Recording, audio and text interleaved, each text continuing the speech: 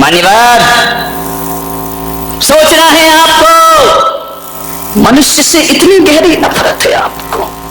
पत्थरों की पूजा करते हो, पत्थर को पूजते पूजते तुम्हारे हृदय तो पत्थर नहीं हो गए हैं। ध्यान रखिए, हम तो उस देश के लोग हैं जो पूजते पत्थरों को हैं, लेकिन दिल फूल सा रखा करते हैं। मान्यवर, ध्यान रखिए, सोचना है कौन आएगा, आपको विचार करना है। एक बहू ने मेरे प्रवचन सुने और प्रवचन सुनने के बाद मैंने अपने प्रवचन में कहा कि भूखे को भोजन कराना बहुत पुण्य का काम है।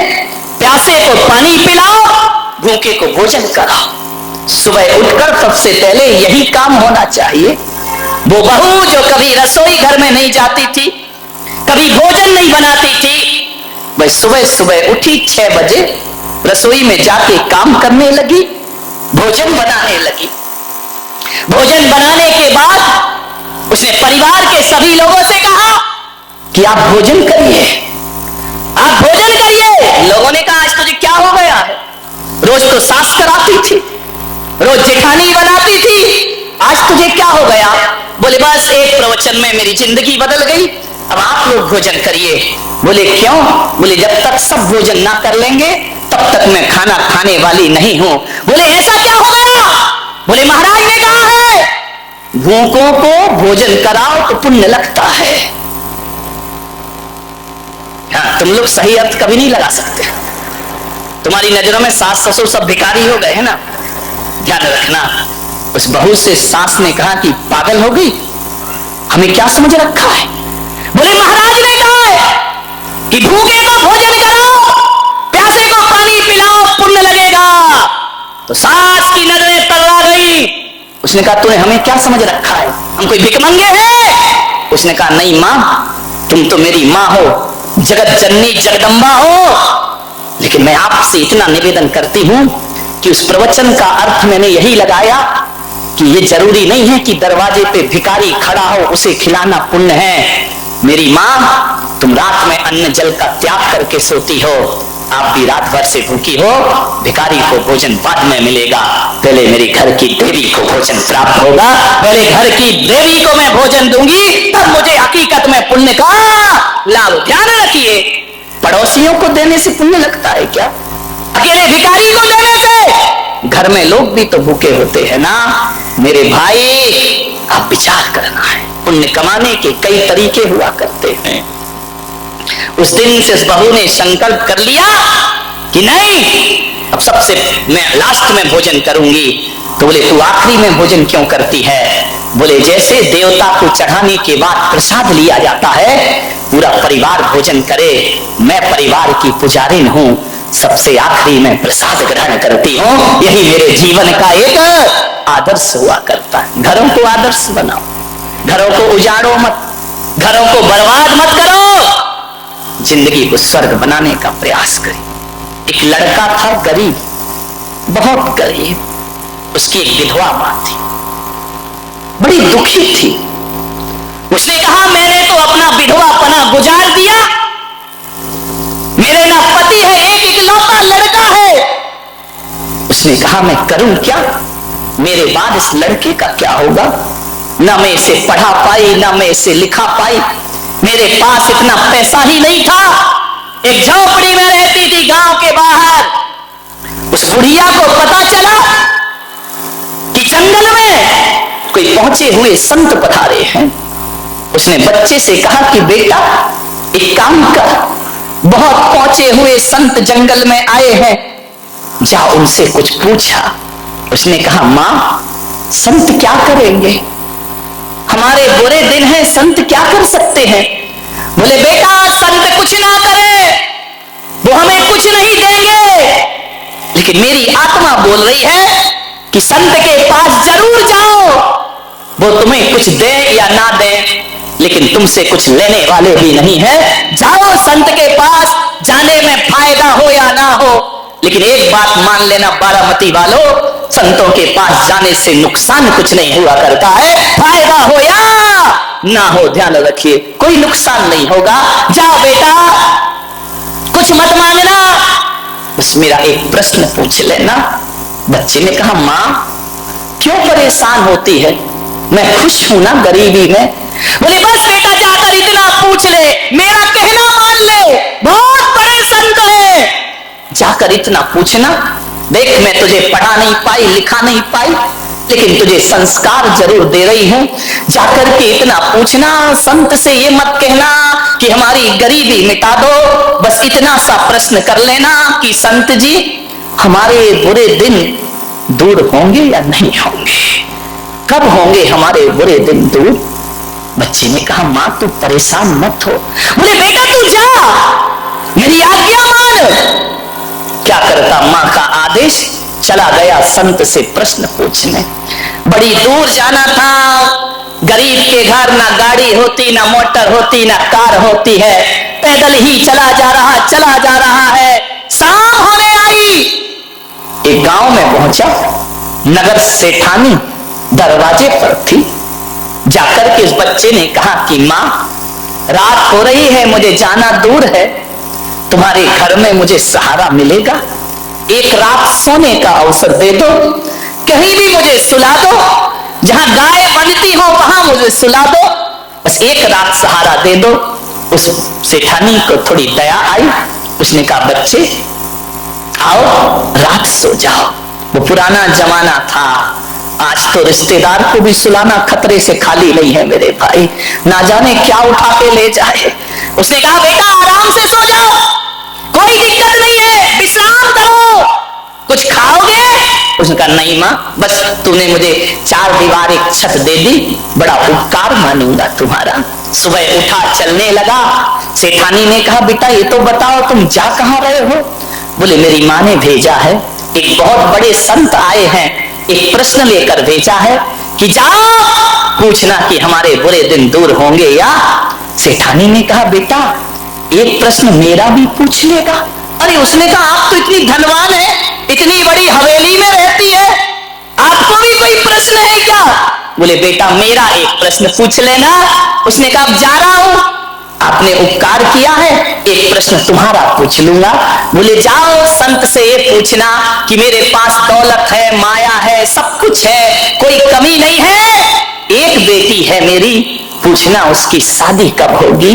वो बोलती नहीं है बेटा, गूंगी है, जाके पूछना ये कभी बोलेगी या नहीं बोलेगी। उसने कहा, पूछ लूंगा। आगे बढ़ा, एक किसान का खेत पड़ा, 12 बज गए, भूख लगी। किसान से बोला कि मुझे भूख लगी है। किसान दयालु था, घर से रोटी आई थी, चटनी आई थी, भाजी आई थी। उसने कहा, आ बेटा तू भी खा ले और मैं भी खा लेता हूं। पहले के वो लोग थे कि भूखा आए तो अपना खाना खिलाते थे, पहले के लोग ये सोचते थे कि कोई आवे तो हम खावे, और आज के सोचते कि ये जावे तो फिर हम खावे। विचार करिए, किसान ने खाना खिलाया, किसान ने कहा कि बेटा तू जा कहां रहा है? बोले, एक संत है, प्रश्न पूछने जा। किसान ने कहा, भाई एक काम कर, एक प्रश्न? अरे उसने कहा, जहां जाओ वहां एक प्रश्न है। बोले, ये पूछना संत से, समय हो रहा जल्दी समाप्त करता हूं।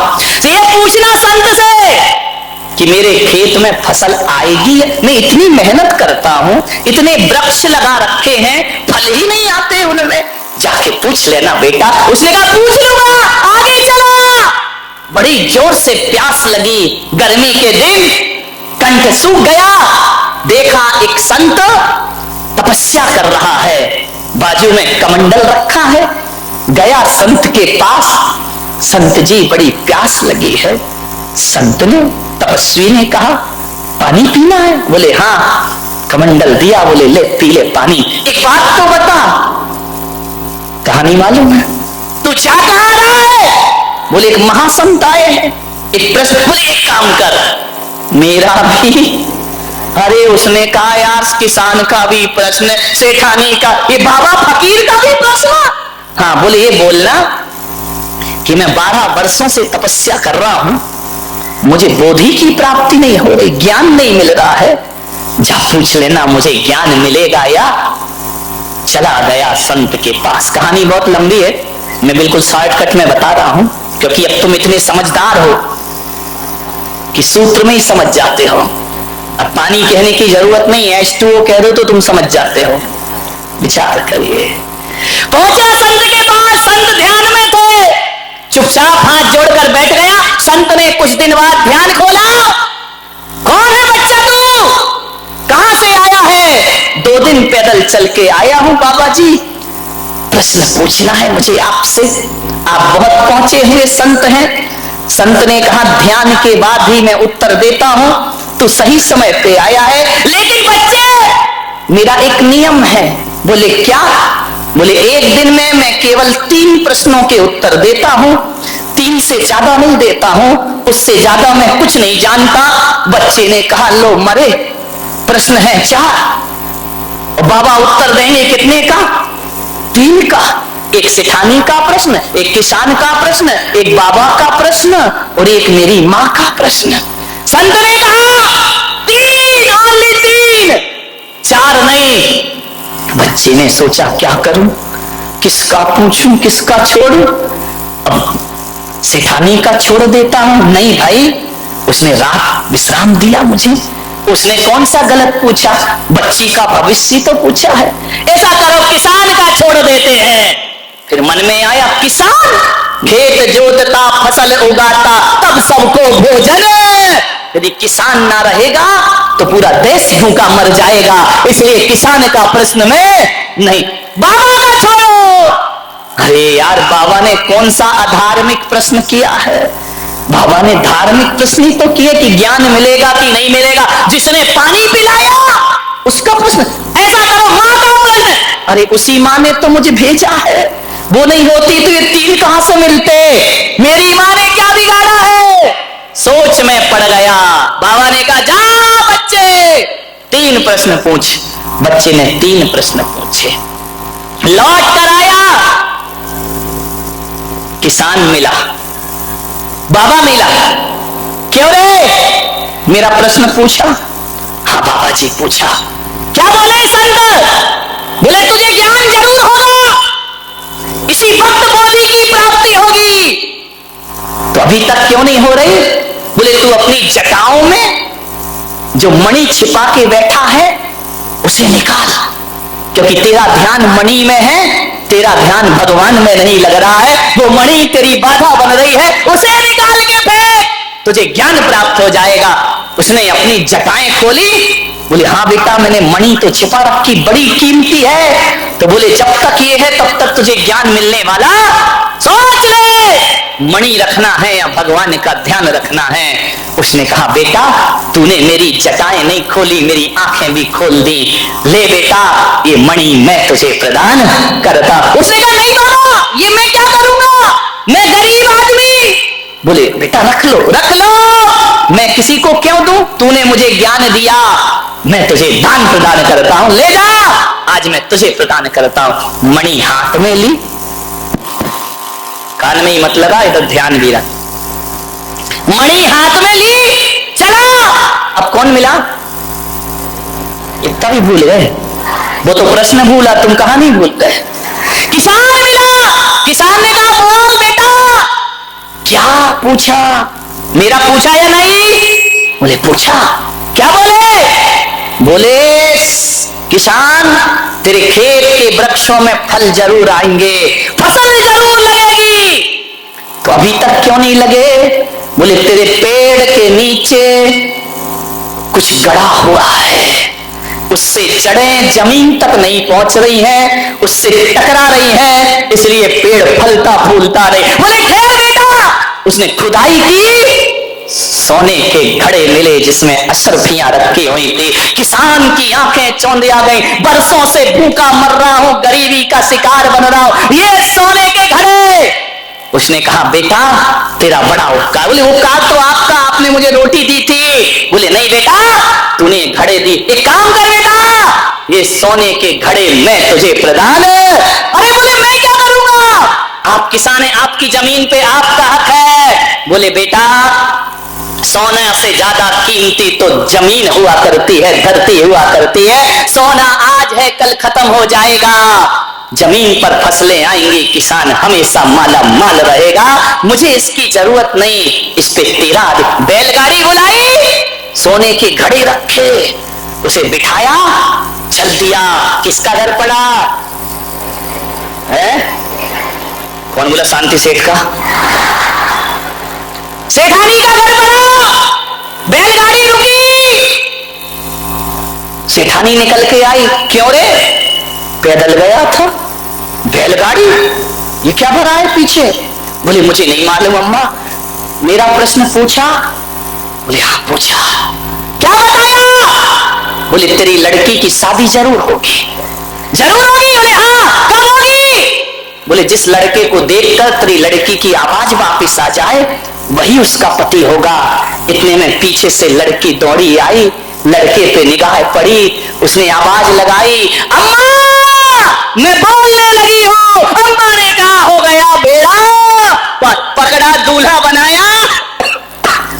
कौन बोला? विट्ठल काश हम होते कोई नगर सेठ का लाव लश्कर जा रहा होगा। दूल्हा बना लड़का, दुल्हन उतर रही है। माँ ने पूछा कहां से पधारे हैं आप? बोले पधारा नहीं, मैं तेरा बेटा। तू मेरा बेटा? पागल, ये कहां से चुराया? अब गरीब क्या सोचेगा? तू वापिस कर क्या? मैंने तुझे मना किया, मैंने तुझे संत के पास भेजा था। बोल मेरा प्रश्न पूछा या नहीं पूछा? बोले माँ प्रश्न तो नहीं पूछा, लेकिन उत्तर साथ लेकर आया हूं। बोले क्या साथ लेकर आया है? बोले माँ देख, आज मुझे लगा कि अमीरों के घर में पैदा होके बड़ी बड़ी डिग्रियां लेकर भी आदमी वो संस्कार नहीं पाता जो माँ तुझ गरीब माँ से मैंने संस्कार प्राप्त किए हैं। माँ मैं संत के पास पहुंचा, संत ने कहा 4 में से 3 प्रश्न पूछना, 1 प्रश्न छोड़ देना। बेटा किसका प्रश्न छोड़ा? माँ तेरा प्रश्न छोड़ा। बोले क्या? बोले मेरे मन में आया कि अपने लिए तो सब जीते हैं, दूसरों के लिए जीकर देखो जीवन कैसा हुआ करता है। मैंने अपना स्वार्थ छोड़ दिया माँ। और देख माँ तेरा प्रश्न क्या छोड़ा? मैंने अपना स्वार्थ छोड़ा, उसका परिणाम आज सब संपदा लेकर तेरे घर में आया हूं माँ। ये जो भी मिला है तेरे प्रश्न ना पूछने से मिला है, ध्यान रखिए। मान्यवर, निजी स्वार्थ छोड़ करके जीने का प्रयास करो।